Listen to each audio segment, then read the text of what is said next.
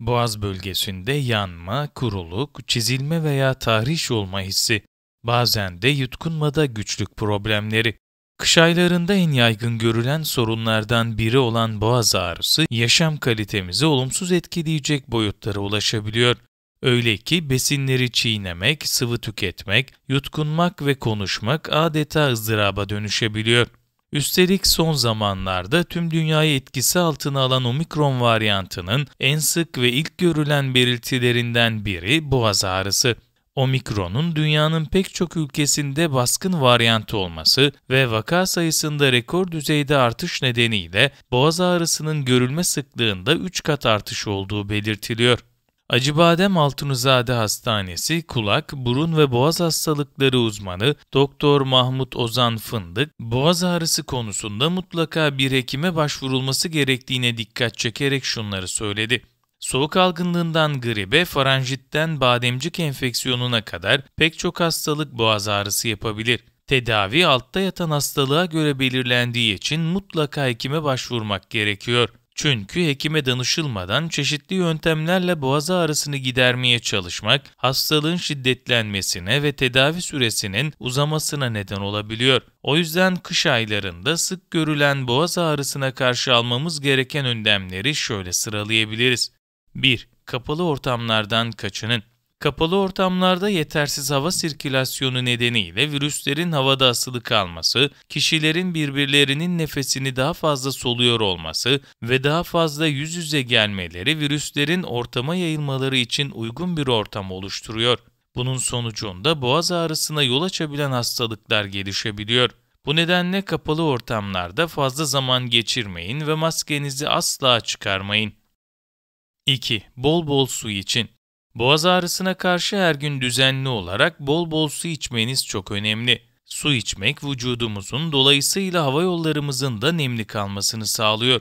Bolca su içildiğinde boğazdaki kuruluk ve virüs ile bakterilerin boğazda tutunmaları önlenebiliyor. Böylece boğazdaki tahriş azalıyor, varsa mukus daha kolay çözülebiliyor. Dolayısıyla her gün 2 ila 2,5 litre su içmeyi alışkanlık haline getirin. Boğazınızın kurumaması için suyu gün içinde yudum yudum içmeye dikkat edin. 3. Sigara, alkol ve kafeine dikkat. Vücudunuzda herhangi bir virüs veya bakteri olmasa bile sigara içmek veya sigara dumanına pasif olarak maruz kalmak boğazda tahriş yaparak ağrıya neden olabiliyor. Sağlığınız için asla sigara içmeyin, içilen ortamlarda da bulunmayın. Dikkat etmeniz gereken bir başka önemli konu da alkol tüketmemek ve kafeini sınırlandırmak olmalı. Bunun nedeni ise alkol ile kafeinin vücuttan su atılımına, bunun sonucunda da boğazın kuruyarak boğaz ağrısının artmasına neden olabilmesi. Ayrıca alkol ve kafein reflüyü tetikleyerek boğazdaki tahrişin daha da artmasına yol açabiliyor. 4. Bu besinlerden uzak durun. Reflü hastalığı da boğaz ağrısının sebepleri arasında yer alıyor. Bu nedenle reflü yapan besin ve içeceklerden uzak durmanız gerekiyor. Dolayısıyla çikolatayı, baharatları ve yağda kızartılmış besinleri fazla tüketmekten kaçının. Midenizi çok fazla doldurmamak için yemekleri az porsiyonlar halinde tüketin. Yatmadan en az 3-4 saat önce sıvı ve katı gıda tüketimine de son verin.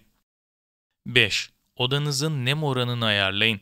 İç mekanlarda havada yeterli nem olmaması da boğazda kuruluğa ve bunun sonucunda da boğaz ağrısının şiddetlenmesine neden olabiliyor. Düşük nem oranı %35 ila 40 virüs ve bakteriler için uygun bir ortam sağlıyor. Dolayısıyla odanızın nem oranının ortalama %65 olmasına dikkat edin. Fakat unutmayın ki nem oranının çok yüksek olması da akar ve mantarlar için ideal ortam oluşturuyor. 6. Çevresel faktörler de önemli. Bazen çevresel faktörler de boğaz ağrısının sebebi olabiliyor. Evcil hayvan köpeği ile tüyü, küf, toz, polen ve bazı temizlik malzemelerinin kimyasal buharı gibi nesnelere karşı oluşan alerjiler boğaz ağrısına yol açan etkenler arasında yer alıyor. Alerji sorunundan yakınıyorsanız bu çevresel faktörlerden mümkün olduğunca uzak durmayı ihmal etmeyin. Doğal yöntemler de boğaz ağrısının hafiflemesinde etkili olabiliyor. Doktor Mahmut Ozan Fındık bu yöntemlerden bazılarını şöyle sıralıyor. 7. İyotsuz tuzla gargara. Pastil çeşitleri ve hafif ağrı kesiciler boğaz ağrısının hafiflemesine yardımcı oluyor.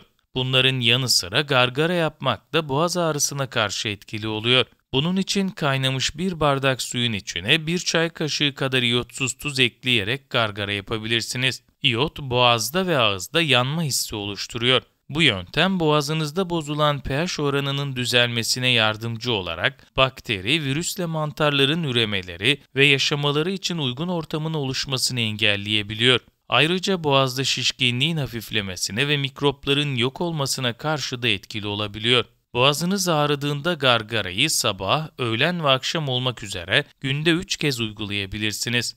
8. Elma sirkesi ile gargara. Elma sirkesi asidik yapısıyla mukusun daha kolay çözülmesine yardımcı olabiliyor. Böylece bakterilerin ve virüslerin yayılmalarını önleyebiliyor. Dolayısıyla boğazınız ağrıdığında bir fincan ılık suyun içine ekleyeceğiniz 2 çorba kaşığı elma sirkesi ile günde 3-4 kez gargara yapabilirsiniz. Ancak gargarayı gereğinden fazla yapmamaya dikkat edin. Çünkü mide hasarına ve reflü problemlerine sebep olarak boğaz ağrısını tetikleyebilir. 9. 1 tatlı kaşığı ballı zencefil. Zencefil antibakteriyel ve antiinflamatuar etkisiyle boğaz ağrısının hafiflemesine yardımcı olabiliyor.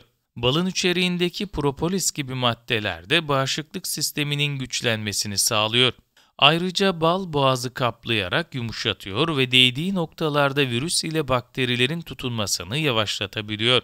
Sabahları 1 tatlı kaşığı balın içine az bir miktar, örneğin yarım çay kaşığı toz zencefil ekleyerek tüketebilirsiniz. Ancak dikkat! Bal içeriğinde yer alan şekerden dolayı kan şekerinin yükselmesine yol açtığı için diyabet hastaları için risk oluşturuyor. 10. Ihlamur, ada ve nane çayı. Ihlamur, papatya çayı, ada çayı veya nane çayı da boğaz ağrısına karşı etkili olabiliyor. Boğazı nemlendirmesinin yanı sıra antiinflamatuar, antibakteriyel ve antiviral özellikleri sayesinde boğaz ağrısının hafiflemesine katkı sağlayabiliyorlar.